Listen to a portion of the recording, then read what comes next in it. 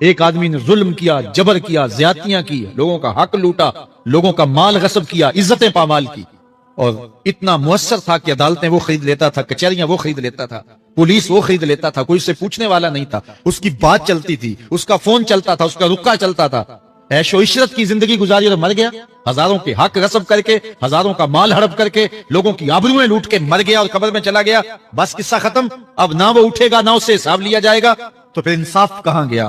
ایک عدالت ایسی ہونی چاہیے کہ جس عدالت میں اس کو بھی پکڑا جائے اور ٹکٹکی پہ باندھا جائے کہ دنیا پر تو کسی نے تجھے پکڑا نہیں، آ اس عدالت میں تیرے خلاف سلطانی گواہ بھی موجود ہیں اور تجھے گناہوں کا، جرم کا بدلہ بھی دیا جائے گا، اور منصف جو ہے وہ انصاف کرے اور ان مظلوموں کو کھڑا کیا جائے کہ دنیا پر تو تمہاری داد رسی کسی نے کی، اس دربار میں تمہاری پوری پوری داد رسی کی جائے گی۔ عقل مانتی ہے کہ ایک ایسا دربار ہونا چاہیے، ایسا احتسابی عمل ہونا چاہیے، ایک ایسی عدالت لگنی چاہیے کہ جس کا کہیں جسے انصاف نہیں ملا اس کو وہاں جا کے انصاف ملے، اور وہ دن قیامت کا دن ہے۔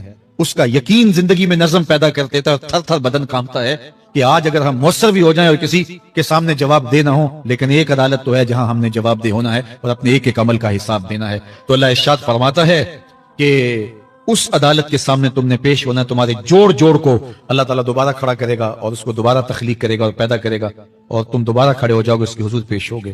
بل یرید الانسان لیفجر امامہ، بلکہ آدمی چاہتا ہے کہ اس کی نگاہ کے سامنے بدی کرے۔ استغفر اللہ، یہ ایک ظالم کافر تھا، بات کرتے ہیں وہ قیامت آ بھی گئی تو میں نہیں مانوں گا، اللہ اکبر۔ تو وہ انکار کرنے والوں کی انتہا ہوتی ہے، اور ذرا دیکھیے وہ کیا بول رہا ہے، بل یرید الانسان لیفجر امامہ، اس کی سرکشی دیکھیے، اس کا تمرد دیکھیے۔ وہ کہتا ہے اچھا اگر قیامت قائم ہوئی تو یہ گناہ، یہ جرم، یہ بدی، یہ بدکاریاں، یہ ظلم جو میں کرتا ہوں، یہ بدکاریاں رب کے سامنے کروں گا۔ کیسی ڈٹائی ہے، مذاق اڑاتا ہے، تمسخر اڑاتا ہے آخرت کا۔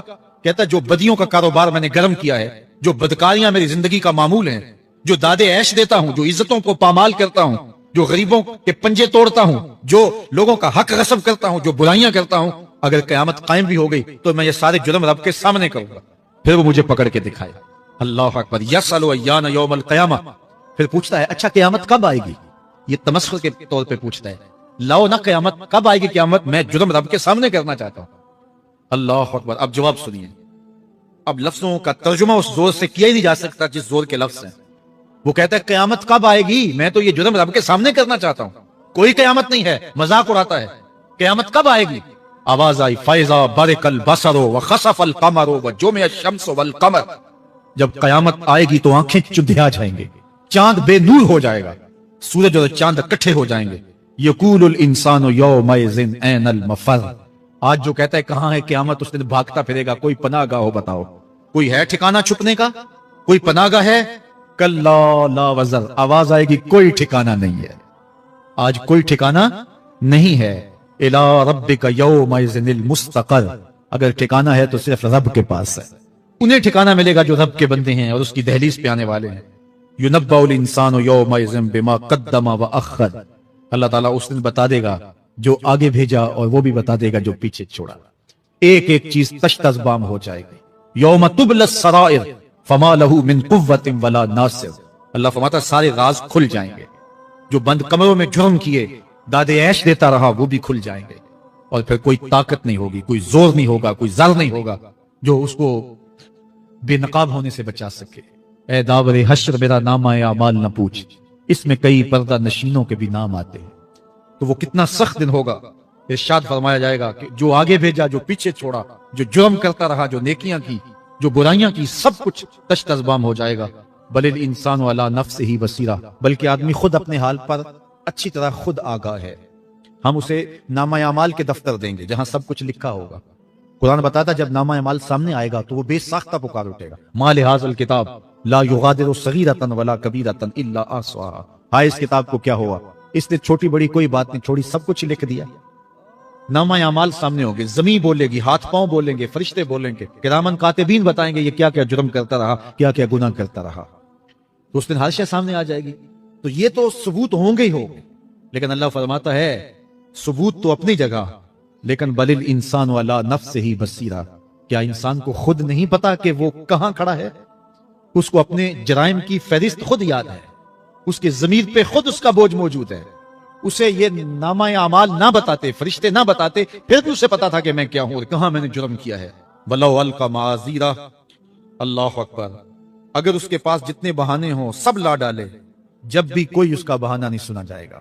قیامت کا دن ہوگا، دنیا کے اوپر تو بہانوں سے انسان بچ نکلتا ہے۔ کوئی جھوٹ بول لیا، کوئی جھوٹا گواہ پیش کر دیا، کوئی مکر کر لیا، کوئی رشوت چل گئی، کوئی سفارش کام آ گئی، کوئی بہانہ تراش لیا، بات کو توڑ موڑ کے پیش کر لیا۔ لیکن قیامت کا جب دن ہوگا تو کوئی نہ جھوٹا گواہ چلے گا، نہ رب کی پولیس رشوت لیتی ہے، نہ وہاں انصاف کے خلاف کوئی کام ہوگا، اور نہ ہی کوئی بہانہ چل سکے گا۔ اللہ اکبر۔ دوسری بات مفسرین نے یہ بھی لکھی کہ بعض اوقات یہ ہوتا ہے کہ انسان اپنے گناہ پر، اپنے جرم پر کوئی بہانہ تلاش کر کے لوگوں کو مطمئن کر لیتا ہے۔ جو اس نے جرم کیا، کسی سے زیادتی کی، کسی کا حق غصب کیا، تو لوگوں نے ملامت کی تو وہ کوئی بہانہ تلاشتا ہے اور لوگوں کو مطمئن کر لیتا ہے۔ بعض اوقات لاجواب کر دیتا ہے، بعض اوقات مطمئن بھی کر لیتا ہے۔ وہ لوگوں کو تو مطمئن کر لیتا ہے لیکن وہ خود مطمئن نہیں ہو سکتا۔ جس نے جرم کیا ہوتا ہے، جرم اس کو اندر سے ڈستا رہتا ہے، اس کا ضمیر اس کو ٹھوکریں مارتا رہتا ہے، اندر کی بے چینی اسے تنگ کرتی رہتی ہے۔ اگرچہ وہ دلائل سے، مکر و فریب سے، باتوں کو توڑ موڑ کے عذر کر لیتا ہے، کوئی بہانہ بنا لیتا ہے، لیکن اس کے باوجود اس کے اندر کوئی چین، اندر کوئی اطمینان نہیں ہوتا۔ اللہ اکبر۔ تو مجرم بے چین رہتا ہے۔ آج ہماری بے چینیوں کا ایک سبب ہمارا مالک کی دہلیز سے منہ موڑنا اور بہت سارے دیدہ نادیدہ گناہوں کا ارتکاب کرنا ہے۔ جب ہم سے سستیاں ہو جاتی ہیں، کوتاہیاں ہو جاتی ہیں، تو وہ گناہ ہمارا پیچھا نہیں چھوڑتے اور ہمیں بے چین اور مضطرب رکھتے ہیں۔ تو بعض اوقات جو ہے وہ ہم کہتے ہیں کہ پتہ نہیں بے چینی کیا ہے۔ بے چینی گناہوں کی ہے۔ گناہ طبیعت میں بے چینی پیدا کر دیتا ہے، سکون نہیں آنے دیتا۔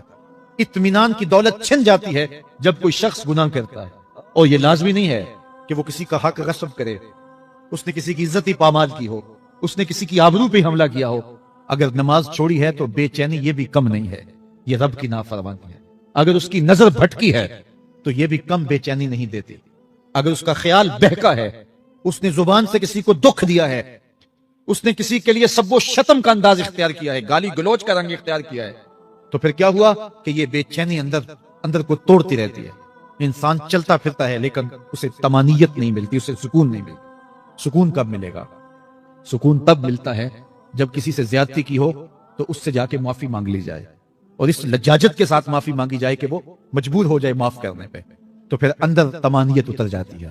اگر رب کی نافرمانیاں کی ہیں تو لیلۃ القدر کے دامن میں اس سے معافی مانگ لو، اتنی لجاجت سے معافی مانگو، اس قدر رو کے معافی مانگو، ترلے منت پہ اتراؤ، ہاتھ جوڑو، آنسو بہاؤ، چیخو، چلاؤ، رو، اس کی دہلیز سے لپٹ جاؤ، اس سے اپنے گناہوں کی معذرت کرو۔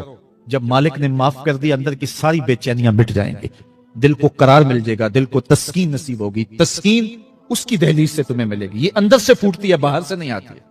تسکین کے قافلے اندر ہی اترتے ہیں، اندر سے اس کے سوتے پھوٹتے ہیں، اس کے چشمے پھوٹتے ہیں۔ ہم باہر سے ڈھونڈتے ہیں، باہر سے تسکین نہیں ملتی، یہ اندر سے آئے گی۔ اس لیے اس دل کے اوپر لگے ہوئے میل کچیل کو، غلاظت کو دور کر لو اور کھرچ دو دل کے اوپر پڑے ہوئے جتنے بھی زنگ ہیں، تو پھر نتیجہ کیا ہوگا؟ دل ستھرا ہوگا، مصفا ہوگا، مزکا ہوگا، تو پھر دل پر نور ہوگا، تو پھر آپ کو زندگی گزارنے کا لطف اور سرور اور مزہ آنے لگ جائے گا۔ تو انسان جب دلیلیں تراشتا ہے، اس سے ایک بعض اوقات اپنے آپ کو بھی مطمئن کرنے کی کوشش کرتا ہے، اوروں کو بھی مطمئن کر لیتا ہے، لیکن حقیقت میں اطمینان نہیں ہوتا، وہ بے چینی ہوتی ہے۔ تو اللہ تعالیٰ جل شانہ اس کہانی کو بیان کرتے ہوئے ایک اور مضمون کو بیان کیا، اور یہ بالکل درمیان میں جملہ معترضہ کے طور پہ جو ہے وہ نظر آ رہا ہے کہ بات تو چل رہی ہے، تو اچانک اللہ اپنے محبوب سے مخاطبہ فرماتا ہے، کیا ارشاد کرتا ہے؟ لا تحرک بہ لسانک لتعجل بہ۔ تو یہ اچانک بات کیوں آ گئی؟ اصل بات یہ تھی کہ جب وحی نازل ہوتی تو آقا کریم علیہ السلام ہمہ تن گوش ہو کے اس وحی کو سنتے، پھر اس کو محفوظ کرنے کی فکر ہوتی کہ جو میں نے سنا ہے وہ اچھی طرح مجھے یاد ہو جائے، اور پھر آقا کریم علیہ السلام کی تیسری فکر یہ ہوتی کہ اس کے جو معارف ہیں، اسرار ہیں، اور اس کے جو ثمرات ہیں، اس کی جو تفصیلات اور نکلنے والے اس کے نتائج ہیں، وہ بھی اچھی طرح جو ہے وہ میں سمجھ پاؤں۔ تو یہ تین مشقتیں بیک وقت حضور گوارا کر رہے ہوتے۔ اب قیامت کا ہولناک منظر جو پیش کیا گیا، اور پھر انسان جب اپنے رب کی نافرمانی کرتا ہے تو جو اس کا حال ہوتا ہے، تو یہ سارے مضامین کو اللہ کے محبوب سن رہے تھے۔ حضور کے قلب اطہر پر گرانی آئی، اور میرے رب کو کیسے گوارا تھا۔ جو حضور سن رہے تھے جلدی جلدی اس کو زبان پہ لانا چاہ رہے تھے تاکہ وہ اچھی طرح ازبر ہو جائے، لیکن اللہ نے محبوب کی اس مشقت کو دیکھا تو فرمایا لا تحرک بہ لسانک لتعجل بہ، محبوب آپ اپنی زبان کو جنبش نہ دیں، آپ جلدی کرتے ہیں تاکہ وہ جو میں نے سنا ہے وہ میری زبان پہ آ جائے۔ ان علینا جمعہ وقرآن، یہ ہمارے اوپر ہے، ہم آپ کے دل میں جمع بھی کریں گے، جو آپ کو سکھایا ہے وہ آپ کو یاد بھی رہے گا، وہ آپ بھول نہیں سکیں گے۔ فَإِذَا قَرَأْنَاهُ فَاتَّبِعْ قُرْآنَهُ، اور جب ہم پڑھ لیں تو پھر اس کے بعد آپ اس کو دہرائیں پڑھیں۔ ثُمَّ إِنَّ عَلَيْنَا بَيَانًا، پھر اس کی تفصیل بھی ہمارے ذمہ ہے، اس کا بیان بھی ہمارے ذمہ ہے۔ اس سے وہ لوگ جو حجیت حدیث کا انکار کرتے ہیں اور پھر وہ کہتے ہیں کہ نہیں بس قرآن مجید کی آیات ہی ہیں، اس کے علاوہ اور کچھ نہیں ہے، وہ من اللہ نہیں ہے، تو یہاں غور کرنا ہے۔ ثم ان علینا بیانہ فرمایا گیا، پھر ہمارے اوپر ہے اس کا بیان جو آپ کو ہم القا کریں۔ اور آقا کریم نے فرمایا، سنن نسائی کی روایت ہے، انما اوتیت القرآن ومثلہ معہ، مجھے قرآن دیا گیا اور قرآن جتنے اور علوم بھی میرے سینے میں رکھے گئے۔ تو صرف قرآن ہی نہیں اتارا گیا حضور کے سینے میں، حضور کے سینے میں بہت کچھ نازل کیا۔ حضور کا سینہ گنجینہ ہے اسرار و معانی کا، اور اللہ تعالیٰ جل شانہ نے اپنے محبوب کو بہت کچھ عطا کیا۔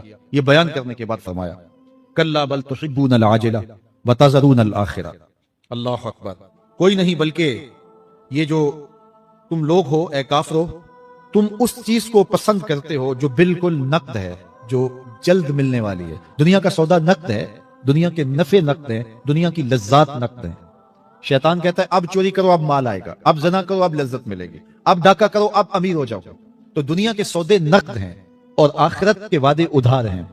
وہ ارشاد فرمایا بل تحبون العاجلہ، تم دنیا کی جو عاجل چیزیں ہیں، جو بالکل نقد سودے ہیں، تم ان کے پیچھے پڑتے ہو۔ وتذرون الآخرہ، اور آخرت کو چھوڑتے ہو۔ دوسرے مقام پہ ارشاد فرمایا سورہ العالی میں بل تؤثرون الحیات الدنیا والآخرۃ خیر وابقی، تم دنیا کی جیتی زندگی کو ترجیح دیتے ہو، حالانکہ آخرت بہتر بھی ہے اور دائمی بھی۔ میں آپ کی توجہ چاہوں گا، موتی پہاڑوں کے دامن میں قیمتی معدنیات، مالیاتی اداروں کے پاس سرمائے، لوگوں کے پاس دولت کے انبار، یہ سارے اکٹھے کر لیے جائیں اور ان کی قیمت لگائی جائے، اور جنت میں ایک ڈنڈا رکھنے کی جگہ، ایک عصا رکھنے کی جگہ، ایک کوڑا رکھنے کی جگہ، وہ جگہ پھر بھی زیادہ قیمتی ہے۔ پراپرٹی ویلیو ہوتی ہے نا، وہ کہتے ہیں کہ دور دراز دیہات سے 10 ایکڑ فروخت کریں تو یہاں ہمارے بائی پاس پہ اگر لیں تو 1 کنال جگہ آئے گی، 10 ایکڑ فروخت کر کے یہاں 1 کنال ملے گی۔ اور اگر آپ مزید اس کو فروخت کر کے مزید جو ہے وہ کسی مہنگے علاقے میں چلے جائیں تو ہو سکتا ہے 2 مرلے اس 10 ایکڑ کے مقابلے میں آئیں۔ تو اس طرح مختلف جگہوں کی پراپرٹی ویلیو ہوتی ہے۔ اللہ کے محبوب جنت کی پراپرٹی ویلیو بتا رہے ہیں۔ 7 بر اعظموں پہ پھیلی ہوئی کائنات کو ایک پلڑے میں رکھیں، پوری دنیا کے اندر جو سرمائے ہیں، جو ماضی میں سرمائے لوگوں نے خرچ کر لیے، جو حال میں موجود ہیں، جو آنے والے ادوار میں لوگوں کے پاس آئیں گے، قارون کا خزانہ اور سرمائے سارے اکٹھے کر کے ایک پلڑے میں رکھ دیں، جنت میں ایک عصا رکھنے کی جگہ پھر بھی زیادہ قیمتی ہے۔ تو پھر دنیا کی آخرت کے مقابلے میں قیمت کیا ہوگی؟ دنیا کی جنت کے مقابلے میں ویلیو کیا ہوگی؟ اور جنت میں سب سے کم جگہ کس کو ملے گی؟ جو سب سے آخر میں جائے گا۔ ظاہر ہے سب سے کم جگہ اسی کے پاس ہوگی جو سب سے آخر میں جہنم کے دھکے کھا کھا کے، رگڑے سہ سہ کے پھر آخر میں جنت میں جائے گا، سب سے تھوڑی جگہ اس کے پاس ہو۔ حدیث پاک میں آتا ہے، بخاری میں آتا ہے، حضور نے ارشاد فرمایا کہ جب جہنم سے آخری جہنمی نکالا جائے گا تو اللہ تعالیٰ اسے پوچھے گا بتا تیری کوئی آرزو، تو وہ کہے گا مالک یہ آرزو ہے، یہ آرزو ہے، مختلف آرزویں بتائے گا۔ اللہ فرمائے گا لکا ما تمنیت، جو تو نے آرزو کی جا جا تجھے میں نے عطا کر دی، اب جنت میں چلا جا۔ تو اس کی تو توقع یہ ہوگی کہ سایہ دیوارے جنت میں جگہ مل جائے تو غنیمت ہے، اور اگر جنت کے اندر جاؤں تو کوئی جھونپڑا مل جائے 2 منزلے کا تو وہ بھی کافی ہے۔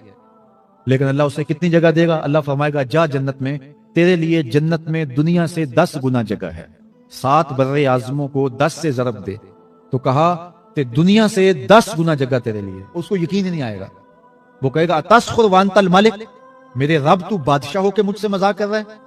اللہ فرمائے گا نہیں، تیرے لیے 10 گنا جگہ ہے، اور اس کے لیے 10 گنا جگہ ہوگی جو سب سے آخر میں جنت میں جائے گا۔ میں آپ کی توجہ چاہوں گا، جو آخری جنتی ہے اس کے پاس کتنی جگہ ہوگی، کتنی پراپرٹی ہوگی؟ آج تو 2 10 20 50 مربع کسی کے پاس ہوں تو وہ اتراتا ہوا چلتا ہے کہ میں اتنا بڑا ذمہ دار ہوں۔ جنت میں آخری جنتی کی جگہ کتنی ہوگی؟ دنیا سے 10 گنا جگہ۔ حضرت ابو ہریرہ فرماتے ہیں کہ یہ بات رسول کریم صلی اللہ علیہ وسلم سے میں نے سنی ہے کہ حضور فرمایا کرتے تھے کہ انا ثلاثۃ من بنی اسرائیل میں سے 3 لوگ تھے، ابرص و اقرع و اعمى، ایک برس کا بیمار تھا جس کو کوڑ تھا، ایک وہ تھا جس کے سر کے اوپر بال نہیں تھے اور گنجا پن تھا، اور تیسرا وہ آما اور تیسرا اندھا تھا۔ 3 لوگ تھے جو بنی اسرائیل میں تھے۔ فاراد اللہ ان یبتلیہم، اللہ تعالیٰ نے ان تینوں کی آزمائش کرنا چاہیے، تینوں کو پرکھنا چاہا۔ اللہ تعالیٰ غربت دے کے بھی آزماتا ہے، اللہ تعالیٰ دولت دے کے بھی آزماتا ہے، ان تینوں کی اللہ تعالیٰ نے آزمائش کرنا چاہیے۔ فبعث الیہم ملکا، اللہ تعالیٰ جل شانہ نے ایک فرشتہ ان کی جانب بھیجا۔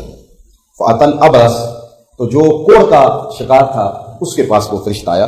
فقال ای شیء احب الیک، تجھے کون سی چیز محبوب ہے، کیا پسند کرتا ہے، تجھے کیا دیا جائے؟ اس نے کہا اچھا رنگ مل جائے، اچھی جلد مل جائے، اور میری یہ بیماری جس کی وجہ سے لوگ میرے پاس نہیں بیٹھتے اور نفرت کرتے ہیں اور دور ہٹتے ہیں،